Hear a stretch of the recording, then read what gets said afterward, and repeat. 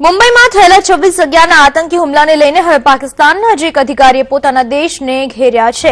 Federal investigation એજન્સીના DG રહેલા તારિક ખોસાએ પોતાના જ દેશ પર આરોપ લગાવતા કહ્યું કે મુંબઈ હુમલામાં પાકિસ્તાનનો હાથ રહેલો છે। એક અંગ્રેજી અખબારને આપેલા ઇન્ટરવ્યુમાં તારિક ખોસાએ જણાવ્યું કે પાકિસ્તાને મુંબઈ હુમલાનું ષડયંત્ર અને તેને અંજામ આપવામાં મદદ કરી છે।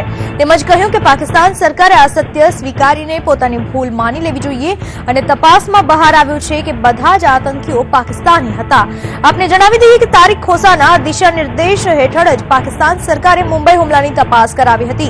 હુમલાનું ષડયંત્ર અને તેને અંજામ આપવા માટે લોજિસ્ટિક્સ સેન્ટર સિંધમાં બનાવાયું હતું અને માસ્ટર માઇન્ડ કરાચીમાંથી આતંકીઓને નિર્દેશ આપી રહ્યા હતા। ખોસાએ વધુમાં જણાવ્યું છે કે તેમની પાસે એવા 7 પુરાવા છે જે આ સત્યને પુરવાર કરે છે। માટે પાકિસ્તાને મુંબઈ હુમલાની ટ્રાયલમાં ઝડપ લાવવી જોઈએ અને પીડિતોને ન્યાય અપાવવો જોઈએ।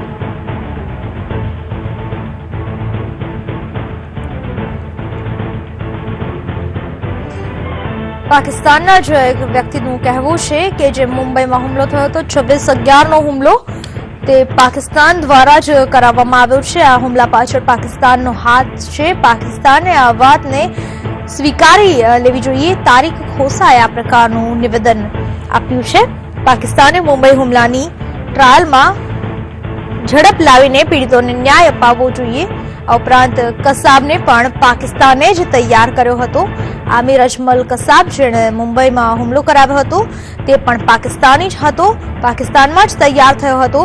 પાકિસ્તાનની હલકટ હકીકતનો તેના જ અધિકારીએ પર્દાફાશ કર્યો છે। 26